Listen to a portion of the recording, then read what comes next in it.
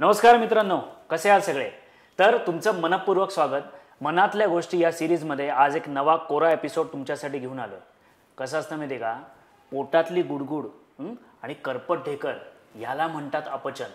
आणि ह्याच समस्या कायमचं दूर करण्याचं आम्ही देत आहोत तुम्हाला वचन. आम्ही म्हणजे आम्ही नाही बरं का. आज आपल्या ज्या खास पाहुण्या येणार आहेत ना आपल्याला भेटायला, त्यांच्या पेशंटला असं वचन देतात.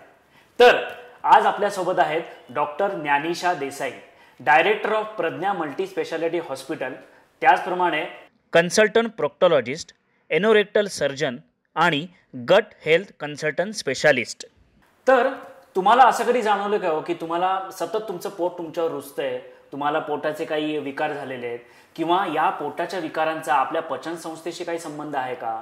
मूळव्याध, बद्धकोष्ठता हे सगळे जे काही रोग आहेत हे आपल्याला कसे होतात? गट हेल्थ म्हणजे नक्की काय आणि आयुर्वेदानुसार आपली जीवनशैली कशी असावी, या सगळ्या प्रश्नांची उत्तरं आजच्या मुलाखतीत आपल्याला मिळणार आहेत. तर ही मुलाखत तुम्ही शेवटपर्यंत नक्की बघा आणि जास्तीत जास्त लोकांपर्यंत शेअर करा.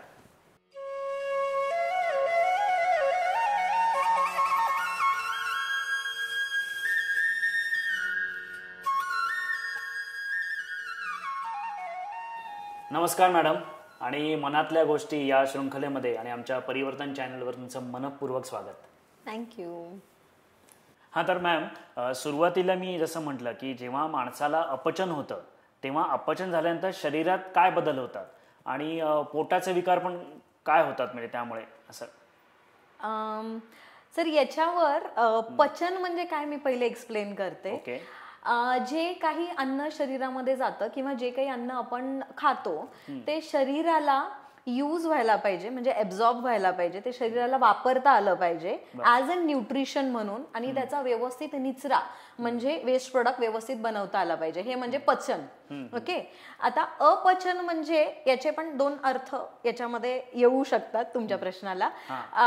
तर अपचन म्हणजे एक तर डिस्पेप्सिया किंवा इनडायजेशन, जे खाल्लेलं अन्न आहे पोटामध्ये, म्हणजे ह्या भागामध्ये शरीर अन्न जातं आपल्या शरीराच्या ह्या भागामध्ये, म्हणजे पोटामध्ये, दिस इज स्टमक. ओके.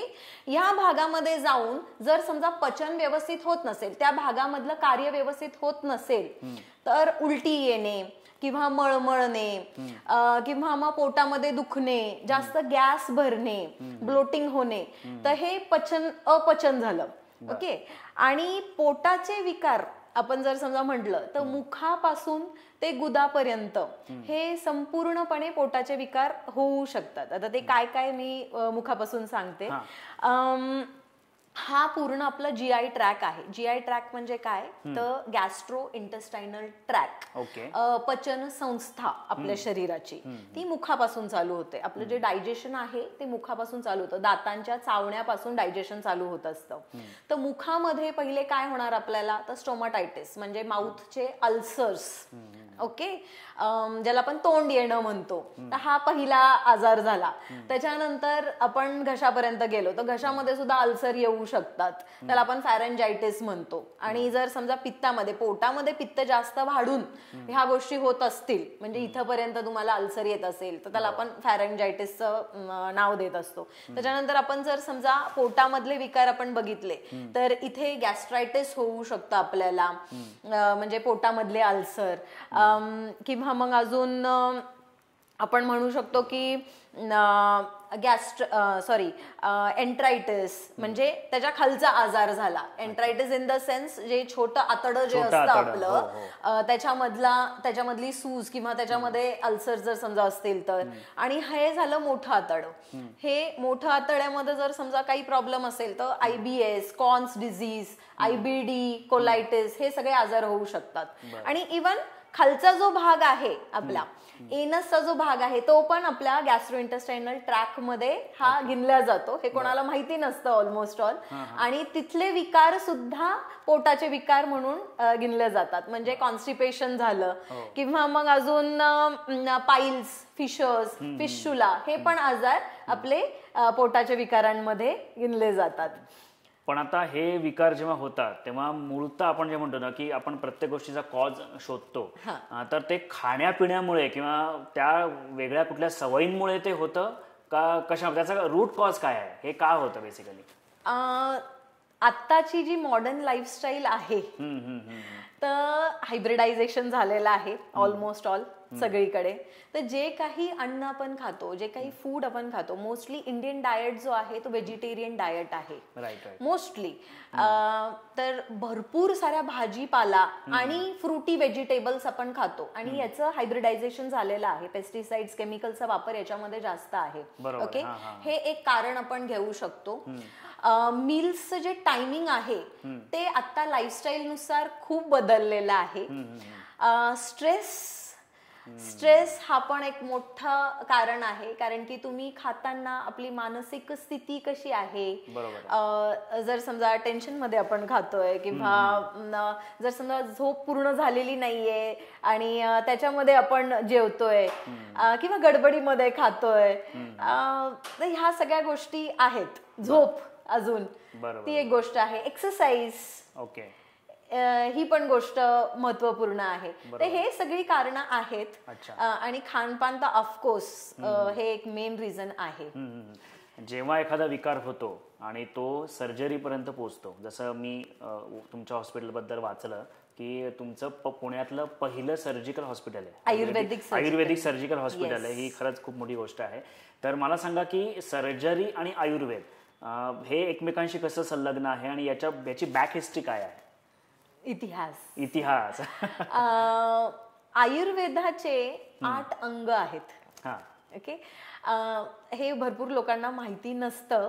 म्हणजे आपण आयुर्वेदाचे भाग मानू शकतो. ते पहिला भाग आपण मानलं गेलं तर शल्य चिकित्सा म्हणजे मेडिसिन, शालाक्य म्हणजे ENT, शल्य म्हणजे सर्जरी, भूत चिकित्सा म्हणजे सायकेट्री, त्याच्यानंतर अगद तंत्र म्हणजे टॉक्सिकोलॉजी, कौमारभृत्य बाल म्हणजे पेडियाट्रिक आपण ज्याला म्हणतो.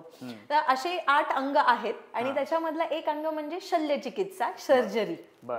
आणि सर्जरीचा इतिहास जर समजा आपण बघायला गेलो तर फादर ऑफ सर्जरी सुश्रुताचार्यांना सगळीकडे मानलं जातं. म्हणजे पूर्ण जगभरामध्ये ज्यांना पूजलं जातं हे फादर ऑफ सर्जरी म्हणजे सुश्रुताचार्य यांनी सर्जरीचं इन्व्हेन्शनच केलेलं आहे. आणि त्याचा जो काही उहापोह आपल्याला आढळतो तो आयुर्वेदामध्ये आढळतो. म्हणजे आयुर्वेदामधलेच सर्जरीचा जो काही उद्भव झालेला आहे तो आयुर्वेदातून झालेला आहे. आणि हे आपले फादर ऑफ सर्जरी ज्यांना आपण म्हणतो सुश्रुताचार्यांना, त्यांनीच केलेलं आहे. आणि जे इतिहास आहे, इतिहासामध्ये आपण सगळ्यांनाच माहितीये की अमृत मंथन ज्याच्यातून झालेलं, अमृत मंथन जे झालेलं आहे त्याच्यातून अमृत कलश घेऊन लॉर्ड धन्वंतरी म्हणजे धन्वंतरी भगवान आले होते आणि त्याच्यानंतर आयुर्वेद हे आपल्या धर्तीवरती आलं. त्याच्यानंतर जो काही म्हणजे हा झाला आयुर्वेदाचा इतिहास. फक्त सर्जरीचा इतिहास आता आपण बघूयात. अथर्व वेदामध्ये भरपूर सारे सर्जरीचे काय काय आपल्याला हे आढळतात, एपिसोड्स आढळतात. फर्स्ट एपिसोड हा आलेला आहे क्वीन विषफला म्हणून, राणी विषफला यांचं अँप्युटेशन, लेगचं अँप्युटेशन जे आहे ते अँप्युटेशन सर्जरी थ्रू म्हणजे धातूचा लेग त्यांना बसवलेला होता, धातूचा पाय त्यांना बसवलेला होता एका बॅटल फील्ड मध्ये. म्हणजे युद्धामध्ये राणी विषफलेचा पाय गेलेला होता आणि धातूचा पाय त्यांना बसवलेला होता. तर हा पहिला आपल्याला संदर्भ आढळतो सर्जरीचा आणि त्याचा चांगला रेफरन्स आलेला आहे अथर्व वेदामध्ये. आणि त्याच्यानंतर सुश्रुताचार्यांनी भरपूर सारे सर्जरीज केलेले आहेत. फॉर एक्झाम्पल प्लास्टिक सर्जरी सुद्धा केलेली आहे, त्याचा पण रेफरन्स आहे. रायनोप्लास्टी आहे, ओटोप्लास्टी आहे. त्याच्यानंतर आयच्या म्हणजे आपले जे डोळे आहेत त्यांचे पण सर्जरीज केलेले आढळलेले आहेत. त्यावेळीची जी भूल चिकित्सा आपण म्हणतो ना, म्हणजे एनेस्थीशिया ज्याला, एनेस्थीशिया ज्याला आपण म्हणतो, ती पण पद्धत वेगळी होती. पण हे सगळे रेफरन्सेस आपल्याला अथर्ववेदामध्ये दिसतात. आणि सुश्रुताचार्यांची जी ग्रंथ आहे तो म्हणजे सुश्रुत संहिता. याच्यामध्ये पूर्ण शल्यचिकित्सा म्हणजे सर्जरीचा तुम्हाला पूर्ण ज्ञान याच्यामध्ये मिळेल. Okay okay. म्हणजे इतिहास सुद्धा आणि ज्ञान सुद्धा मिळतं आपल्याला. आणि मोस्टली शल्यचिकित्सा म्हणजे एनोरेक्टल सर्जरीचा याच्यामध्ये आपल्याला जास्त रेफरन्स मिळतो. Okay okay. नॉर्मल सर्जरीला सगळे इन्स्ट्रुमेंट असतात आणि ते प्रॉपर नाही का, इन्स्ट्रुमेंटचा सुद्धा रेफरन्स आलेला आहे. इन्स्ट्रुमेंट सुद्धा होते, साधारण 150 इन्स्ट्रुमेंट्सचा रेफरन्स आहे त्या काळात पण होते. हो हो हो, सुश्रुत संहितामध्ये. Okay okay okay. याच अनुषंगाने तुम्हाला विचारतो की आता हा विषय आपण निघालाय किंवा आपण खूप मागे गेलेलो आहोत. आता ऋषीमुनींच्या काळामध्ये किंवा आता सुद्धा मी असं ऐकून आहे आयुर्वेदामध्ये की मंत्रचिकित्साचा उपयोग केला जातो. म्हणजे औषध देताना तुम्ही मंत्र काहीतरी म्हणता आणि ते औषध दिलं जातं. तर ते काय असतं एक्झॅक्टली मॅडम? मंत्रचिकित्सा ही एक प्रकारची दैव व्यपाश्रय चिकित्सा आहे. म्हणजे स्पिरिच्युअल ट्रीटमेंट आपण म्हणतो. आयुर्वेदामध्ये 3 प्रकारच्या चिकित्सा सांगितलेल्या आहेत. तर त्याच्यामधला हा एक प्रकार दैव व्यपाश्रय. आता मंत्र उच्चारणे म्हणजे काय होतं, तर मंत्र ज्यावेळेस आपण उच्चारतो त्यावेळेस एक प्रकारचा ध्वनी तयार होतो आपल्या शब्दांमधून, आणि तो ध्वनी आपल्या शरीराच्या एनर्जी लेवलवरती काम करतो. म्हणजे फॉर एक्झाम्पल आपण जर समजा घेतलं आशीर्वाद देणं, कोणालाही तुम्ही ज्यावेळेस आशीर्वाद देता, साधारण तुमच्या मुलाला दिला तुम्ही आशीर्वाद, यशस्वी भव, तुमच्या मनामध्ये ही भावना असतेच पहिल्यापासून. पण ज्यावेळी तुम्ही ते म्हणता त्यावेळी तो ध्वनी क्रिएट होतो, ते व्हायब्रेशन क्रिएट होतात आणि ती ध्वनी तुमच्या शरीराच्या एनर्जी लेवलवरती काम करते. तर ज्यावेळी आम्ही हॉस्पिटलमध्ये कोणती औषधं जर समजा काढत असतो किंवा एखाद्या पेशंटला एखादा त्रास आहे एक प्रकारचा आणि त्याच्यावरती आपण जर समजा औषधं स्वतःच्या हाताने काढत असू आणि कोणता मंत्र आम्ही म्हटला, तर तो जो मंत्र आहे म्हणजे ते जे ध्वनी लहरी आहेत त्या औषधांमध्ये जाणार आहे आणि ते औषध पेशंट पोटामध्ये घेणार आहे. तर ऑफकोर्स त्याचा उपयोग तर होणारच आहे.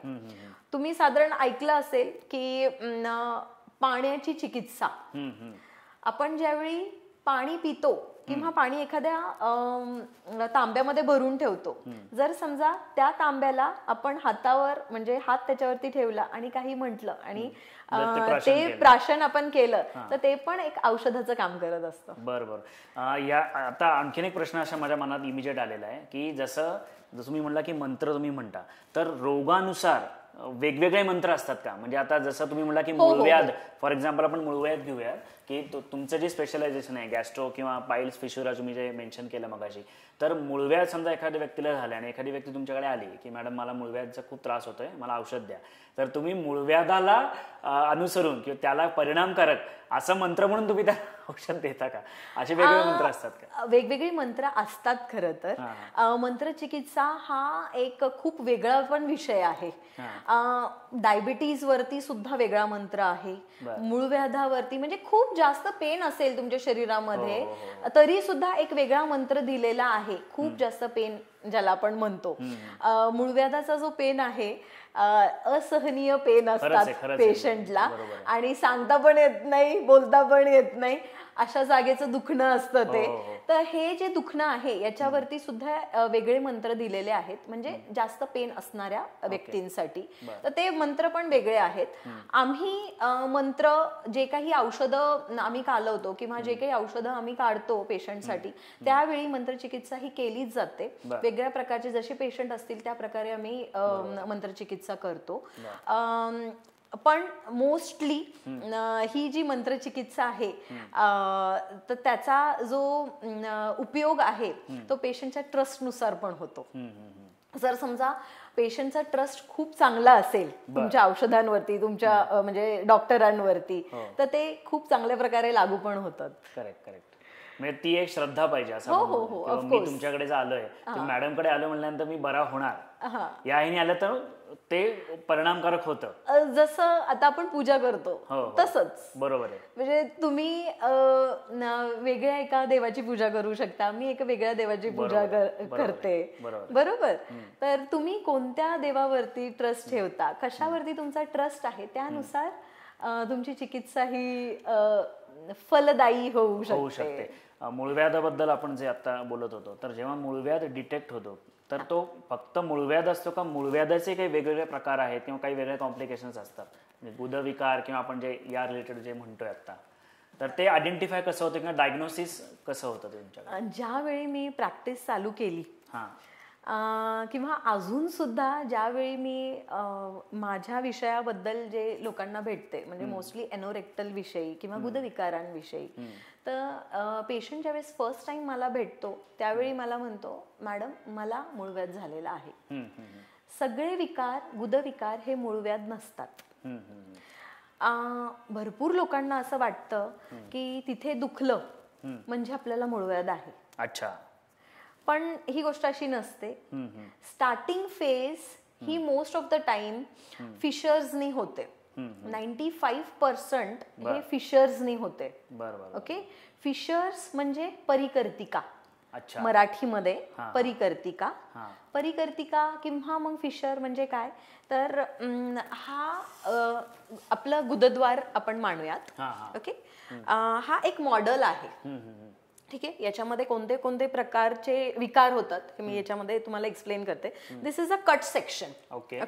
हा 4 सेंटीमीटरची जागा असते आपली, आणि याच्यामध्ये गुदद्वाराला आवळून ठेवणारे काही मसल्स असतात. म्हणजे जर समजा आपल्याला बॉवल मुवमेंट्स आलेले असतील किंवा प्रेशर आलेलं असेल, तर जेणेकरून आपण प्रेशर देतो तर तिथे स्फिंक्टर्स किंवा रबर बँड सारखे स्ट्रक्चर्स आपल्याला जाणवायला मिळतात, जे उघडझाप करायला मदत करतात ही जागा. त्याला आपण स्फिंक्टर्स म्हणतो. तर हे 2 प्रकारचे असतात, एक वर म्हणजे खालच्या भागाला जे बाहेरून दिसतं आपल्याला, आणि एक आतल्या भागही असतं. ओके. ह्या दोघांच्याही मध्ये हा गुदद्वार असतो. ओके. आता जर समजा फर्स्ट फेज मध्ये तुम्हाला फक्त कॉन्स्टिपेशन झालेलं असेल, लॅट्रिनला कडक झालेलं असेल, तर पहिले काय होणार, ही जागा सुजणार. ही जागा जेव्हा सुजल्या जाते त्यावेळेस प्रेशर करायला आपल्याला त्रास होतो, आणि जागा इन्फ्लेम्ड असल्यामुळे, सूज आल्यामुळे जागा ही थोडीशी फाटल्या जाते. त्याला आपण फिशर्स म्हणतो. अच्छा. कट फॉर्म होणे, त्याला आपण फिशर्स म्हणतो. जर समजा फिशर्स हे निग्लेक्ट केलं जाईल, जर त्याच्यावरती आपण ट्रीटमेंट जर समजा घेतलेली नसेल, तर काय होणार की इथली जी काही स्किन आहे ती थोडीशी ढिल्ली पडून इलास्टिसिटी त्याची लूज होऊन ही बाहेर पडायला लागेल. त्याला आपण सेंटिनल टॅग म्हणतो. फक्त सेंटिनल टॅग. आणि त्याच्यानंतर यामध्ये, ह्या भागामध्ये भरपूर सारे रक्तवाहिन्या असतात. आता रक्तवाहिन्या जर समजा याच्यावरती प्रेशर पडला तर ऑफकोर्स हे रक्तवाहिन्या फुगून बाहेर पडणार आहेत. त्याला आपण मूळव्याध म्हणतो. बरोबर. हे जे आता पिंक कलरचं, पर्पल कलरचं जे तुम्हाला दिसत आहे, दीज आर कॉल्ड मूळव्याध किंवा पाईल्स. अच्छा. ओके. याचे ग्रेड्स असतात, आणि first grade, second grade, third grade, fourth grade, याच्यानुसार ट्रीटमेंटही बदलते. आता अजून एक विकार याच्यामध्ये होतो गुदद्वारामध्ये, तर फिस्चुला म्हणजे भगंदर. आता भगंदर म्हणजे काय, भरपूरदा आपल्याला बाहेरून गुदद्वाराच्या आजूबाजूला एखादी पिटिका आढळते. ती जी पिटिका आहे त्याच्यातून पस फॉर्मेशन बाहेर निघत असतं, पस सिक्रेशन बाहेर निघत असतं, पू बाहेर निघत असतो. कधीतरी ती फुटते किंवा ती तशीच बंद स्वरूपामध्ये असते, पण त्याचं जे कनेक्शन आहे ते इथून आतमध्ये गेलेलं असतं. एक प्रकारची नाली टाईप एक ट्रॅक तयार झालेला असतो, त्याला आपण फिस्चुला म्हणतो, भगंदर म्हणतो. एवढ्या प्रकारचे आजार आहेत. बरोबर. अजून एक प्रकार याच्यामध्ये आढळतो तो ऍप्सिस. अच्छा. पेरिएनल ऍप्सिस म्हणजे गुदद्वाराच्या आसपास जर समजा तुम्हाला बेंड आलेला असेल. बेंड हे खूप कॉमन प्रकार आहे, खूप जणांमध्ये येतो. हे केस तोड्यांमधून होऊ शकतो किंवा आतल्या इन्फेक्शनमुळे सुद्धा होऊ शकतो. ओके. तर बेंड येणे हा पण कधीतरी भगंदराशी रिलेटेड असतो. ओके. अजून एक याच्यामध्ये विकार, हा गुदविकार नाही आपण मानत, पण पायलोनिडल सायनस म्हणजे आपल्या स्पाइन म्हणजे आपला जो बॅकबोन असतो त्याच्या शेवटच्या भागामध्ये सूज आढळते. भरपूर साऱ्या पुरुषांमध्ये हा आजार आढळतो आपल्याला, ज्यांच्यामध्ये केस जास्त असतात किंवा मग ज्यांना हायजिनिक कंडिशन्स एवढी मेंटेन करता येत नाही, अशा कंडिशन्स मध्ये पायलोनिडल सायनस नावाचा आजार होतो. म्हणजे बेंडच असतो तो एक प्रकारचा, पण स्पाइनच्या शेवटच्या भागामध्ये असतो तो. तर हे सगळे झाले गुदविकार किंवा एनोरेक्टलचे आजार. याचा पण जर समजा आपण रूट कॉज शोधायचा झाला तर गुदविकार आणि पचन संस्था हे एकमेकांशी कनेक्टेड आहे का? म्हणजे समजा माझं डायजेशनच बिघडलं असेल तर मला मूळव्याध होण्याचे चान्सेस आहेत का? ऑफकोर्स. आता मी तुम्हाला पहिले पण सांगितलं की आपला जो GI ट्रॅक आहे, म्हणजे पाचन संस्था ज्याला आपण म्हणतो, त्याचा शेवटचा भाग म्हणजे एनस, म्हणजे गुदद्वार. ओके. तर ज्यावेळी तुमचं पचन होतं, पचन जर समजा व्यवस्थित झालेलं नसेल तर तुमच्या शेवटच्या भागावरती परिणाम होऊ शकतो. आणि इथे कुठेतरी पहिले प्रॉब्लेम झालेला असतो, त्याच्यानंतरच तुमच्या शेवटच्या भागामध्ये प्रॉब्लेम होणार आहे.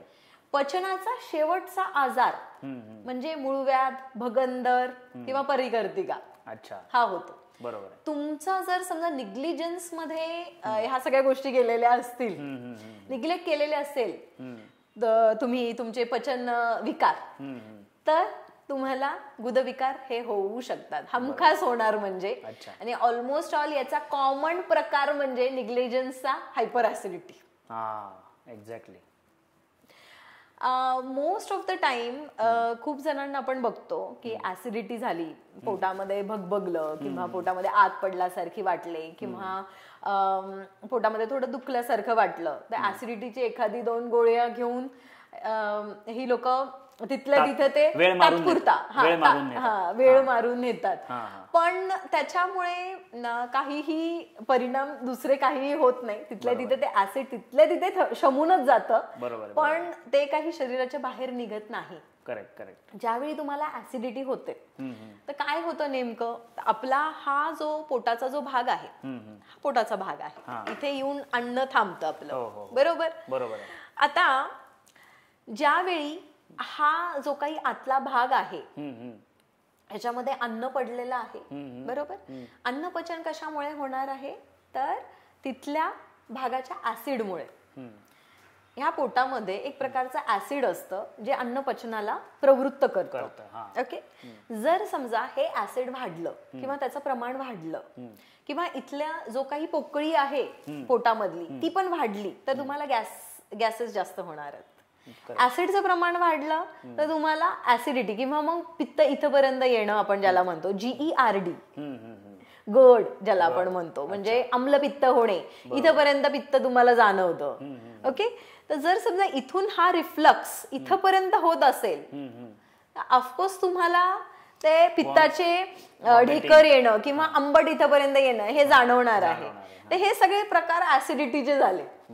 आणि ज्यावेळी आपण गोळी घेतो त्यावेळी आपण काय करतो, ऍसिडिटीची गोळी घेतो त्यावेळेस इथलं जे पित्त आहे, इथले जे ऍसिडिक जो एन्व्हायरमेंट आहे आपण अल्कलाईन करण्याचा प्रयत्न करतो, म्हणजे तो न्यूट्रलाइज करतो आपण. बरोबर. मग त्याच्याने काय होणार, जे अन्न आहे ते व्यवस्थित पचल्या पण जाणार नाहीये, कारण की जेवढे ऍसिड पाहिजे अन्न पचनाला तेवढ्या प्रमाणामध्ये ते राहिलेलंच नाहीये. करेक्ट.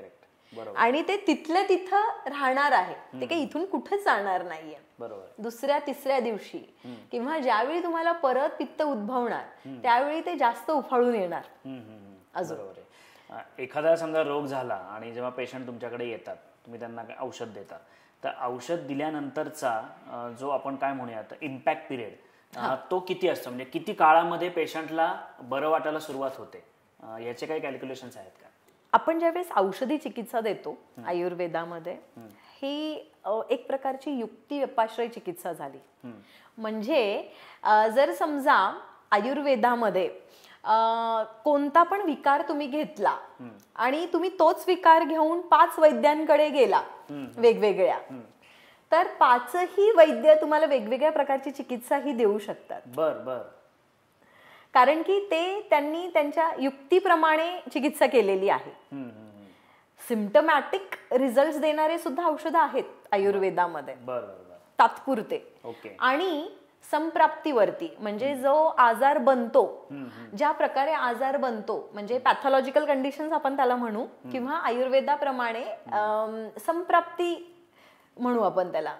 म्हणजे एखादा आजार ज्यावेळी बनतो त्याला बनण्यासाठी एक कालावधी लागतो, किंवा जो काही प्रोसेस असतो त्याला आपण संप्राप्ती म्हणतो. ती जर संप्राप्ती तुम्ही मोडणार असणार तर त्याप्रमाणे सुद्धा चिकित्सा होते. Okay. That is called permanent solution in Ayurveda.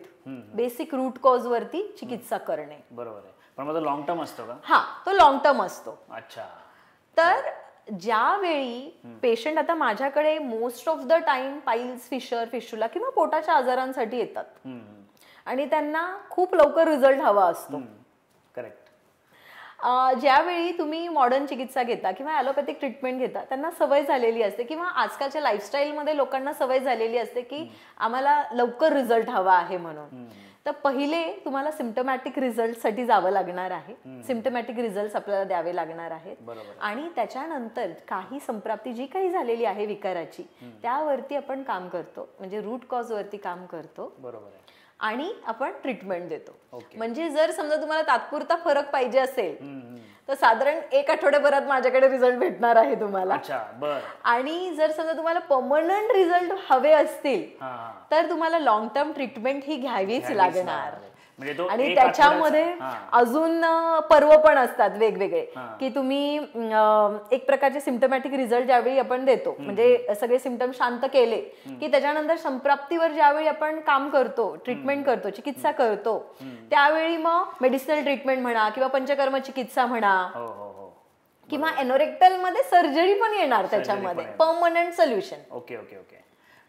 1 आठवड्यात समजा पेशंट बरा झाला तर त्याला ते परत उद्भवू शकतं. बरा झाला म्हणजे आता मी तेच म्हटलं तुम्हाला की आपण ज्यावेळी सिम्पटमॅटिक रिझल्ट देतो किंवा पेशंट ज्यावेळी सिम्पटमॅटिक रिझल्ट घेऊन खुश असतो, आफ्टर दॅट जर समजा परत त्यांनी अपथ्य केलेलं असेल तर परत तो येणार ऑफकोर्स. बरोबर आहे.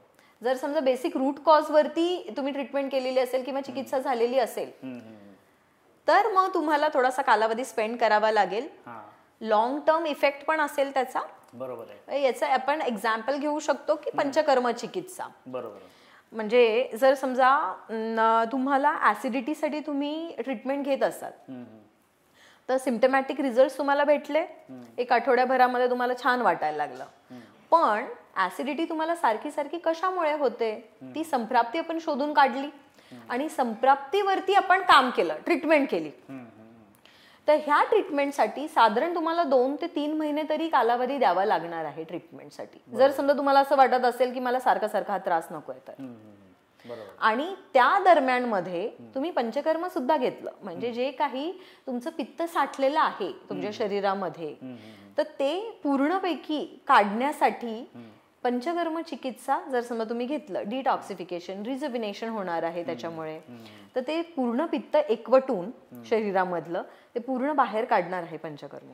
बरोबर. अच्छा. आणि वर्षभरामध्ये तुम्हाला हा त्रास परत कधीही होणार नाही. आणि याच्यामध्ये अजून एक गोष्ट मी ऍड करू इच्छिते की ऋतूनुसार आपल्या शरीरामध्ये भरपूर सारे बदल होत असतात. जो काही दिनक्रम असतो आपला, म्हणजे सकाळ ते संध्याकाळपर्यंत दिनचर्या आपण ज्याला म्हणतो, ओके, त्याच्यामध्ये बदल होत असतात. आपण वर्षभरामध्ये भरपूर 3 ऋतू येतात, त्या 3 ऋतूमधले बदल आपलं शरीर सहन करत असतं. बरोबर. आपलं शरीर हे मशीन नाहीये, आणि मशीन जरी असलं तरी सुद्धा मशीनला, आपल्या कारला सुद्धा आपण सर्व्हिसिंग करत असतो. नक्कीच. 2 ते 3 महिन्यातून, 4 महिन्यातून एकदा आपण सर्व्हिसिंग करत असतो. आपल्या शरीराला करतो का आपण सर्व्हिसिंग? नाही करत. तर जे काही ऋतू बदलामध्ये जे काही शरीरामध्ये बदल घडत असतात ते साफ केले पाहिजेत. आणि ते साफ करणं म्हणजे पंचकर्म चिकित्सा करणे. अच्छा. बरोबर. सध्या मॅडम सगळीकडे ना गट हेल्थवर खूप चर्चा आहे की तुमची गट हेल्थ चांगली असेल तर तुमची वर्क एफिशियन्सी वाढते. कारण आता आमच्या एजला सुद्धा, आता आम्ही मिड एजला वगैरे आलेलो आहोत, तर आता आम्हाला जास्त गरज आहे की आमची वर्क एफिशियन्सी कशी वाढेल. म्हणजे 8 तास, 12 तास, कधी कधी 14 तास काम करावं लागतं. तर हे गट हेल्थ एक्झॅक्टली काय कन्सेप्ट आहे आणि ही कशाशी रिलेटेड आहे याच्याबद्दल थोडंसं सांगा. खूप मोठा आहे गट हेल्थ हा विषय. आपण जर समजा बोलायला गेलो तो वेळ पुरणार नाही आपल्याला. गट हेल्थ वरती आता सध्या रिसेंट रिसर्चेस झालेले आहेत आणि माझं काम पहिल्यापासून पोटाच्या आजारांवरती आहे म्हणून गट हेल्थ वरती चांगला अभ्यासच झालेला होता आहे म्हणजे याच्यावरती. तर गट म्हणजे काय तर पूर्ण मुखापासून गुदापर्यंत जी काही लाइनिंग आहे एक ट्युब्युलर स्ट्रक्चर आहे आपल्या शरीरामध्ये तो पूर्ण गट. ओके. आता गट ज्यावेळेस आपण म्हणतो तर त्याच्यामध्ये गट मायक्रोबियम आला म्हणजे एक प्रकारचा विषाणू आला. पूर्ण मुखापासून ते गुदापर्यंत हे मायक्रोबियम लाईन करतात आपल्या पूर्ण ट्युब्युलला. ओके.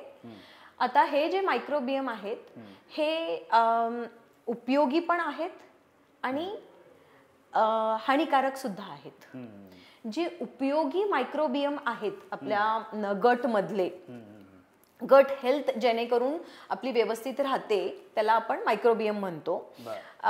तर हे मायक्रोबियम जे आहेत जे उपयोगी मायक्रोबियम आहेत ते खूप त्याचा जो काउंट आहे ना तो खूप आहे. म्हणजे एका रिसर्च मध्ये मी वाचलं होतं की जर समजा आपण ह्या मायक्रोबियमचा काउंट करायला गेलो तर पृथ्वीपासून ते मून पर्यंत म्हणजे चंद्रापर्यंत होईल अशी पूर्ण लाईन तयार होईल. म्हणजे एकावर एक जर समजा आपण त्यांना लाईन केले तर एवढे मायक्रोबियम आपल्या शरीरामध्ये असतात. 20 मिलियन प्रकारचे मायक्रोबियम आपल्या शरीरामध्ये आढळतात. बरोबर आहे.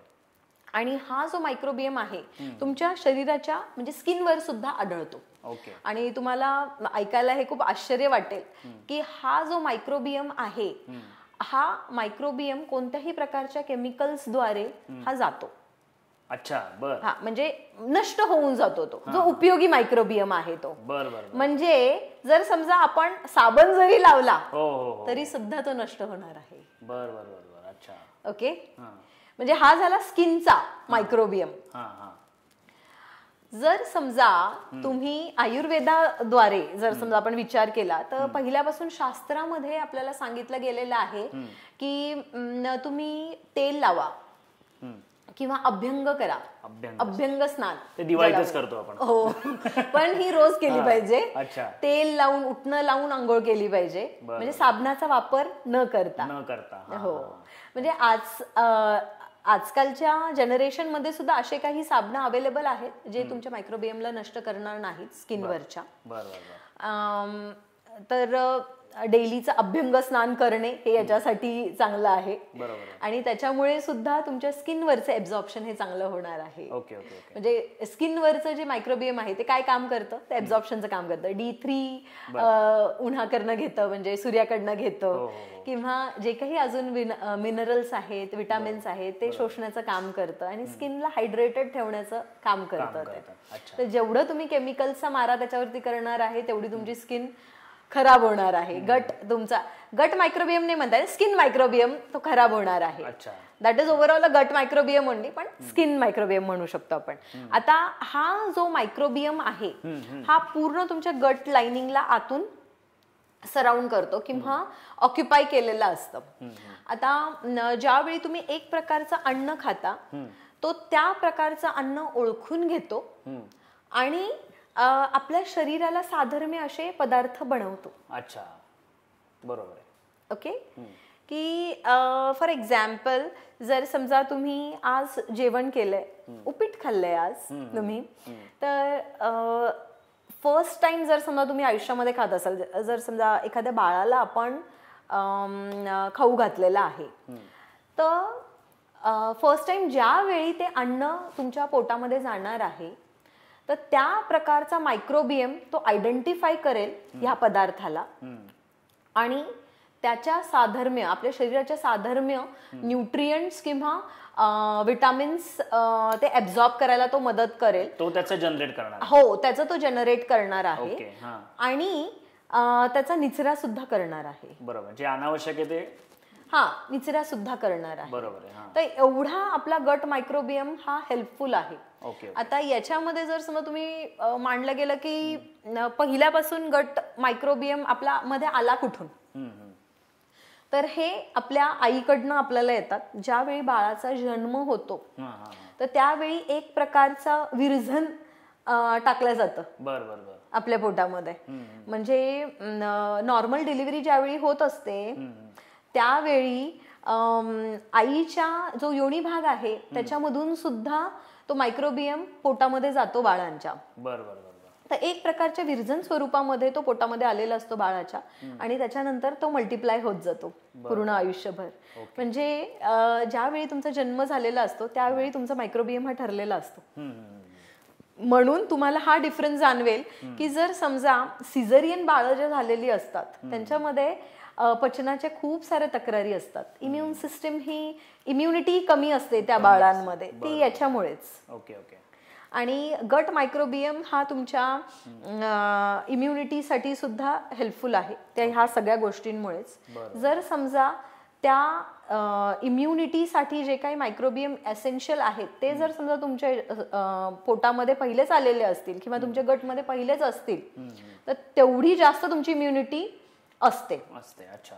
किंवा सिझरियन जर समजा झालेलं असेल किंवा आर्टिफिशियल डिलिव्हरी झालेली असेल तर तेवढे कमी तुमच्या शरीरामध्ये ते गट मायक्रोबियम असणार आहेत. बरोबर.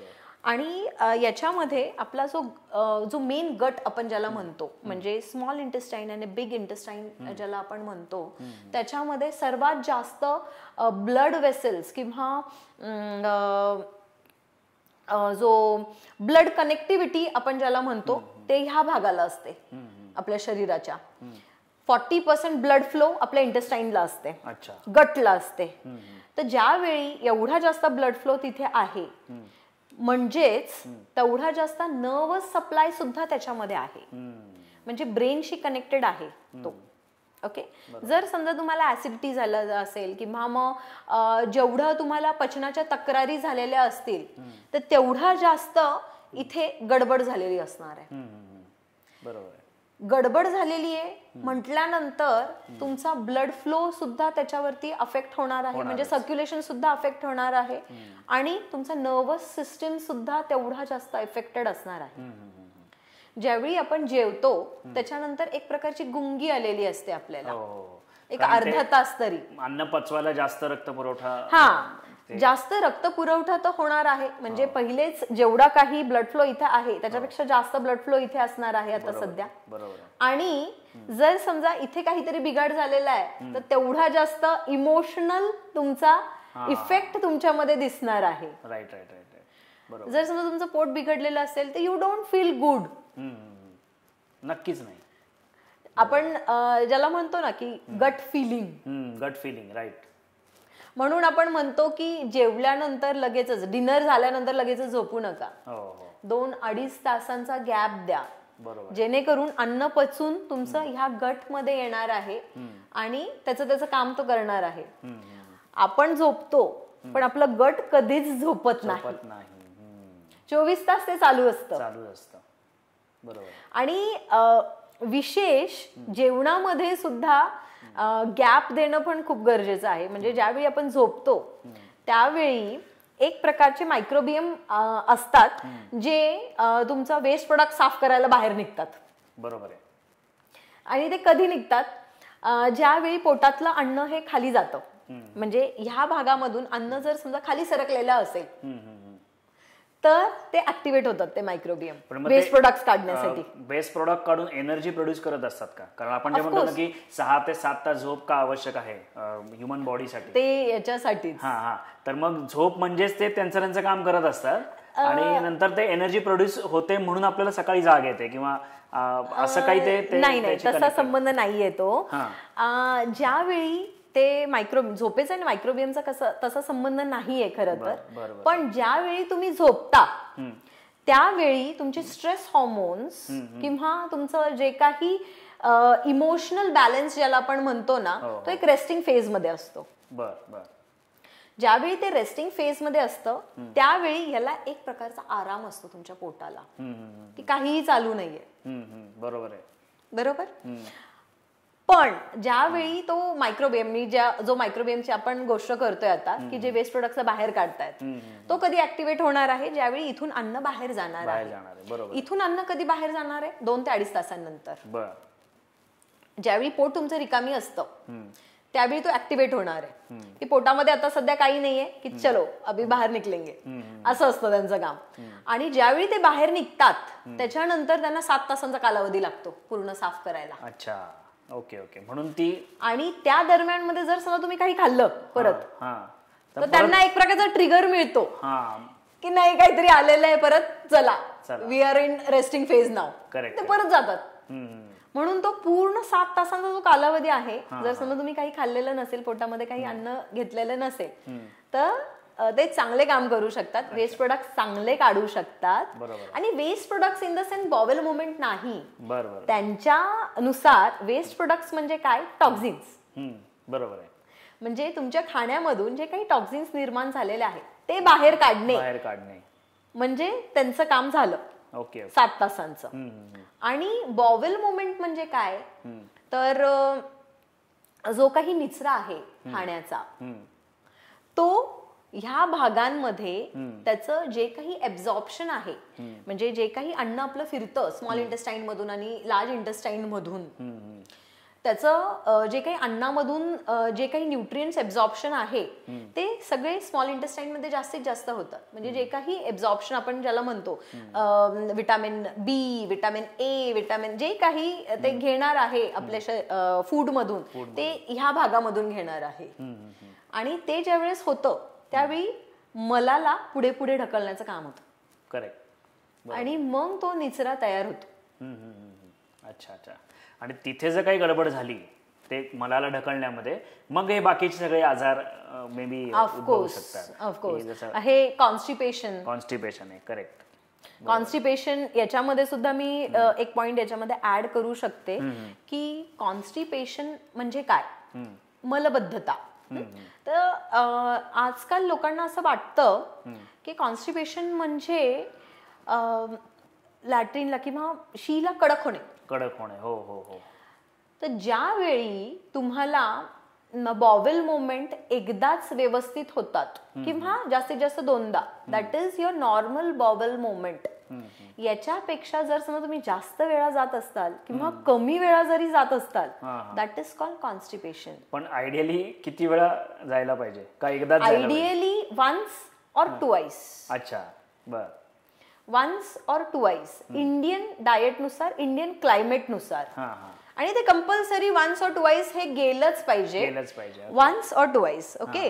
पण आजकाल लोकांना असं वाटतं की माझं 2दा-3दा पोट साफ झालं म्हणजे खूप छान पोट साफ झालेलं आहे म्हणून. पण that is a type of constipation. तुम्हाला कोलायटिसचा आजार असू शकतो किंवा IBS, IBD सुद्धा असू शकतं. तुम्हाला कळ येऊन कधी कधी बॉबल जावं लागतं. तर that is not a good thing. स्टूल्सची कन्सिस्टन्सी पण मेंटेन झाली पाहिजे. जर समजा स्टूलची कन्सिस्टन्सी वेल मेंटेन नसेल तरी सुद्धा तुमचं पचन तंत्र व्यवस्थित नाहीये. आणि लोकांना हे कळत नाही. त्यांना वाटतं की कडक होणे म्हणजेच कॉन्स्टिपेशन. तर ती गोष्ट नाहीये. म्हणजे जर समजा तुमचं बॉवेल मुवमेंटची कन्सिस्टन्सी व्यवस्थित नसेल, नंबर ऑफ बॉवेल मुवमेंट तुमचे व्यवस्थित नसतील आणि जो काही फिलिंग आहे बॉवेल मुवमेंट करताना ती पण व्यवस्थित नसेल तर that is constipation. Okay okay.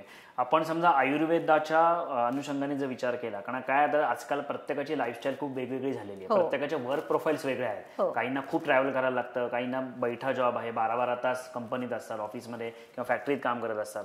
तर आपण एक साधारणपणे सुवर्ण मध्याचं काढायचं झाला की लाईफस्टाईल आयडियली कशी असावी की जेणेकरून कमीत कमी तुम्हाला विकार व्हावे, तुमची वर्क एफिशियन्सी पण वाढावी. तर याबद्दल तुम्ही काय सांगाल अबाउट लाईफस्टाईल, की काय फॉलो करायला पाहिजे, काय टाळायला पाहिजे, हे जरा थोडंसं सांगा. आपण पहिले दिनचर्याबद्दल घेऊया. म्हणजे फक्त विहार जे आपण दैनंदिन आपण दिवसभरामध्ये जसं वागतो. ओके. त्याच्यानंतर आपण डाएट घेऊया. तर सकाळी ब्रह्ममुहूर्तावर उठले पाहिजे. म्हणजे 4 वाजता. ब्रह्ममुहूर्त हा सकाळी 3:30 ते 6-6:30 पर्यंत आहे. ओके. तर आजकाल आपण बघतो की मोस्ट ऑफ द पब्लिक ही उठत नाही. आपला जो काही शरीराचं जे क्लॉक आहे ते जर आपण आपल्या नेचरच्या क्लॉक सोबत सिंक केलं तर खूप सारे आजार तिथल्या तिथे टळले जातात आपले. बरोबर आहे. तिथले तिथे टळले जातात. तर ब्राह्ममुहूर्तावर मी असं म्हणत नाही की 3:30-4 वाजता उठा म्हणून, पण जितकं होईल तितकं तरी उठा. लवकर उठायला पाहिजे. 5-5:30 अगदी 6 उठू शकता तुम्ही. ओके. जेव्हा तुम्ही सकाळी सकाळी उठता त्यावेळेस एक 15 ते 20 मिनिटं लागतात आपल्या मेटाबॉलिझमला चालू व्हायला. म्हणजे ज्यावेळी तुम्ही उठता त्याच्यानंतर आपली आतली क्लॉक सुद्धा चालू होऊन जाते. बरोबर आहे. चालू झाल्यानंतर एक प्रकारची चालना मिळते मेटाबॉलिझमला की आता उठलेले आहे, आणि त्याच्यानंतर आपले जे काही डेली रुटीन आहे ते आपला चालू होऊन जातो. जो बॉवेल मुवमेंटचा जो कालावधी मांडला गेलेला आहे तो जर समजा तुम्ही 4 ते 6:30 पर्यंत उठला नॉर्मली तर तुम्हाला आपोआप बॉवेल मुवमेंट्स फील होणार आहेत. तो प्रेशर येणार आहे. त्याला आपण वेग म्हणतो सकाळचा, अपान वायूचा वेग. ओके. आयुर्वेदाच्या भाषेमध्ये जर समजा आपण बोलायला गेलो तर अपान वायूचा वेग म्हणजे काय, तर खालचे सगळे वेग म्हणजे मूत्रविसर्जन म्हणा किंवा मलाचं विसर्जन म्हणा, हे सगळे आपोआप येणार आहेत. तुम्हाला काही वेगळे कष्ट करावे लागणार नाहीयेत त्याच्यासाठी. कारण की आतली जी काही क्लॉक आहे ती अशीच चालते. त्या दरम्यान मध्ये ते दोष वाढलेले असतात म्हणून तुम्हाला ते मोमेंट्स त्यावेळी जाणवणार आहेत. जर समजा तुम्ही लेट उठला तर तो वेग होणारच नाहीये तुम्हाला, तो क्लॉकच होणार नाहीये. म्हणजे शरीर तुमच्यासाठी थांबणार नाहीये. बरोबर आहे. बरोबर आहे. बरोबर. लेट जर समजा उठला तर त्याच्यानंतर तुमचा जो काही एक्सरसाइज वगैरेचा रुटीन आहे मॉर्निंगच्या रुटीन मध्ये तो केला पाहिजे. एक्सरसाइज नाही तर साधी वॉकिंग तरी तुम्ही करा 20 ते 30 मिनिटं तरी. त्याच्यानंतर तुमचा जो काही डेली रुटीन आहे, जो काही जॉब आहे तो करा तुम्ही. मील्स टायमिंग तुमचे फिक्स ठेवा. भूक लागली आहे की नाही त्यानुसार तुम्ही खा. आणि मोस्ट ऑफ द टाइम आपण हे बघतो की जे गृहिणी आहेत ते दुपारचं झोपतात. त्याला दुपारच्या झोपण्यासाठी आपल्याला दिवा स्वाप म्हणतो आपण आयुर्वेदाच्या भाषेमध्ये. तर दिवा स्वाप घेतलेली ही कधीही चांगली नाहीये. म्हणजे दुपारी झोपायचं नाही. बर. वामकुक्षी सांगितलेली आहे तेच मी दुपारच्या जेवणानंतर, पण ही किती कालावधीसाठी 5 ते 10 मिनिटं. अच्छा, फक्त 5 ते 10 मिनिटं. 5 ते 10 मिनिटं. आणि वामकुक्षीचा पण खूप चांगला उहापोह केलेला आहे आयुर्वेदामध्ये, ते पण आपण घेऊयात नंतर कशी करावी आणि कशी नाही ते. त्याच्यानंतर इव्हनिंग स्मॉल स्नॅक तुम्ही खाऊ शकता किंवा चहा घेऊ शकता. आणि त्याच्यानंतर डिनर जो आहे तो लवकर घेतला पाहिजे. म्हणजे साधारण सूर्य मावळतीच्या आधी तुमचं डिनर व्हायला पाहिजे. किंवा जर समजा नंतर होणार असेल तर भरपूर सारे असे पदार्थ आहेत ते टाळले गेले पाहिजेत. ते तरी टाळले गेले पाहिजेत तुमच्या डाएटमध्ये. आणि झोपण्याचा जो टायमिंग आहे तो 10 ते 11 पर्यंत ठेवा तुम्ही. आजकाल झोपण्याचा जो टायमिंग आहे ते 12-1 झालेला आहे. 12 नॉर्मल आहे आजकाल. म्हणजे नॉर्मल आहे. हे बघा, म्हणजे तुम्ही बोलताना ते म्हणला की दॅट इज नॉर्मल. काय होतं मॅडम, कधी कधी कामं चालू असतात, कोणीतरी गेस्ट आलेले असतात, काहीतरी घडत असतं, त्यामुळे ते कधी 11:30 जो काही तुमचा काल आहे ना तो तुम्ही सकाळचं जर समजा कामं उरकली तुमची तर खूप चांगलं पडणार आहे. याच्यामध्ये अजून एक मी ऍड करू इच्छिते की 11 ते 2 वाजेपर्यंतची जी झोप आहे ती तुमच्या पोटासाठी एकदम सुखाची झोप आहे. 11 ते 2 कुठले? 11 ते 2 रात्रीचे 11 ते 2. जर समजा त्या कालावधीमध्ये तुम्ही झोप घेतली तर तुमचं इंटेस्टाईन तुम्हाला थँक्यू म्हणणार आहे. पोट थँक्यू म्हणणार आहे. त्या कालावधीमध्ये जो काही दोष तुमचे वाढले जातात किंवा कमी झालेले असतात त्या दोषांचा सरळ संबंध तुमच्या झोपेशी असतो. जर समजा तुम्ही त्या दरम्यान मध्ये डीप स्लीप घेतलेली असेल तर त्या लोकांना कधीच पोटाचे आजार होणार नाहीत. अच्छा, बरोबर. म्हणजे तो रिकव्हरी स्टेज असतो पोटाचा. करेक्ट. आणि त्या दरम्यान मध्ये जर समजा तुम्ही व्यवस्थित झोप घेतलेली असेल तर तुमचा बॉवेल मुवमेंट सुद्धा एकदम व्यवस्थित होतात. ओके. बरोबर. कमिंग बॅक टू मला असं विचारायचं आता की हॉस्पिटलमध्ये जेव्हा सर्जरीज होतात तुमच्याकडे तर बराच खर्च असतो असं मी ऐकलेलं आहे. तर त्यासाठी किंवा काही पेशंटला ते शक्य नसतं, म्हणजे इन्शुरन्स वगैरे काढावं लागतं वगैरे, तर अशा काही फॅसिलिटी तुम्ही तुमच्याकडनं काही प्रोव्हाइड करता का पेशंटला? हो. आपलं जे हॉस्पिटल आहे ते पुण्यामधलं पहिलं आयुर्वेदिक सर्जिकल हॉस्पिटल आहे आणि रजिस्टर्ड हॉस्पिटल आहे आपलं. तर जर समजा तुमच्याकडे इन्शुरन्स फॅसिलिटी असेल तर आपल्याकडे सगळे एनोरेक्टल सर्जरीसाठी इन्शुरन्स फॅसिलिटी ही अवेलेबल आहे. म्हणजे पाईल्स, फिशर्स, फिशुला, ॲप्सिस, पायलोनोडल सायनससाठी जे काही सर्जरीज होणार आहेत ते सगळे इन्शुरन्समध्ये कवर्ड असतात. Okay okay. आणि कॅशलेस होतं का? कॅशलेस नाहीये, पण आता आम्ही त्याच्यावर वर्क करतोय. रिएम्बर्समेंट तुम्हाला 100% मिळणार आहे. म्हणजे जेवढी सर्जरीची अमाऊंट तुम्ही देणार आहात हॉस्पिटलला तेवढी सगळी अमाऊंट आठवड्याभरात किंवा 15 दिवसांमध्ये तुमच्या अकाउंटवर ते येऊन जाते. Okay okay. मी आता सर्जरी करून बाहेर पडलो, मी जी बिलं सगळी क्लेम केली तर ते पैसे सगळे मला मिळून जातात आणि 100% मिळतात. 100% मिळतात? येस, 100% मिळतात. Okay okay okay. खूप नवीन माहिती मिळाली या निमित्ताने. जाता जाता एक प्रश्न, दोन ॲक्च्युली प्रश्न आहेत माझ्या मनामध्ये, छोटे छोटे प्रश्न आहेत. पहिलं म्हणजे आपण जे सुरुवातीला बोललो की ऋषीमुनीच्या काळामध्ये सुश्रुत संहिता किंवा त्यांच्या काळामध्ये ज्या प्रकारच्या ट्रीटमेंट्स व्हायच्या तर नाडी परीक्षा व्हायची आणि नुसत्या नाडीवरनं ते सांगायचे की बाबा ह्याला काय झालंय पोटामध्ये किंवा काय ताप आलाय का, सर्दी आली का वगैरे. तर पहिला प्रश्न आहे की आजकाल पण नाडी परीक्षा तुम्ही करता का, हा एक प्रश्न आहे. आणि दुसरा म्हणजे निरोगी आयुष्य ची जी आपण समजा व्याख्या करायची झाली जस्ट इन वन लाईन तर ती काय डेफिनेशन तुम्ही सांगा? हे दोन प्रश्न आहेत. ऑलमोस्ट ऑल सगळ्यांना आता माहिती आहे की आयुर्वेद हे 3 दोषांवरती अवलंबून आहे. म्हणजे वात, पित्त आणि कफ. बरोबर. सगळ्यांची प्रकृती सुद्धा ठरलेली असते. ज्यावेळी तुम्ही जन्माला येता त्याच्या 10व्या दिवशी तुमची प्रकृती ही ठरते आणि ती प्रकृती तुमची कधीच चेंज होत नाही आयुष्यभरामध्ये. बरोबर. तुम्ही त्याला चेंज करता तुमच्या सवयींमुळे, तुमच्या खाण्यापिण्याच्या सवयींमुळे किंवा तुमच्या दिनचर्यामुळे हे दोष तुमचे वर खाली होऊ शकतात. बरोबर. नाडीद्वारे अजूनही तुमचे दोषांचा जो काही प्रॉमिनंट भाग आहे तो आपल्याला कळून येतो. त्याला एक पद्धत असते, नाडी विज्ञान म्हणतात त्याला. आम्ही पण करतो, आपल्या हॉस्पिटलमध्ये होते.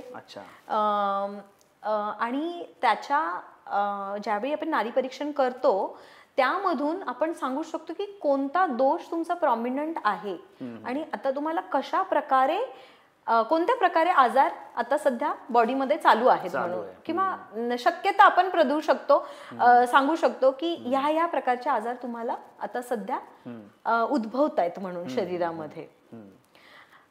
वेगवेगळ्या दोषांनुसार आजार सांगितलेले आहेत आयुर्वेदामध्ये. वाताचे 80 आजार सांगितलेले आहेत. सर्वात जास्त आजार हे वाताचे आहेत, वातामुळे. जर समजा वात बिघडला तर. पित्तामुळे बरेचसे आजार सांगितलेले आहेत, कफामुळे कमीत कमी आजार सांगितलेले आहेत. पण ते मोठे मोठे आजार आहेत कफाचे, डायबिटीज वगैरे असे, प्रमेह वगैरे. ओके. तर हे जे आजार आहेत एक स्पेसिफिक ऑर्गन टाईप नुसार आहेत आपल्या शरीरामध्ये आणि जो काही दोष प्रॉमिनंट दिसतो आपल्याला नाडी विज्ञानामध्ये, जो काही आपल्याला परीक्षणामधून दिसून येतो त्या प्रकारचे आजार तुम्हाला उद्भवणार. हा आपण एक ओपिनियन आपण देऊ शकतो, काउन्सिल करू शकतो त्या प्रकारे पेशंटला. आणि तो खूप उपयोगी प्रमाण आहे ट्रीटमेंट देताना सुद्धा. जर समजा एखादा पेशंट आलेला आहे, त्याची प्रकृती कफाची दिसतीये पण आजार हा पित्ताचा होतोय त्याला, तर त्या प्रकारची चिकित्सा आम्ही बदलून देऊ शकतो किंवा करू शकतो. बरोबर आहे. तर हे खूप उपयोगी आहे. बरोबर हे तंत्र. आणि तुम्ही मला स्वास्थ्याची व्याख्या विचारली. साधारणपणे आपण एक जर करायची झाली तर स्वास्थ्याची व्याख्या ही आयुर्वेदानुसार एकच आहे. ती म्हणजे स्वस्थस्य स्वास्थ्य रक्षणम आतुर्यस्य विकार प्रशमनम च. म्हणजे काय तर स्वस्थ व्यक्तीने आपल्या स्वास्थ्याचे रक्षण करावे.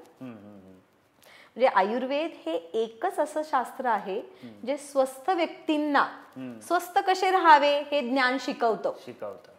तुम्ही आजारावरती जाऊ नका, स्वस्थाने स्वास्थ्य कसे टिकून राहावे हे ज्ञान आयुर्वेदाने दिलेले आहे.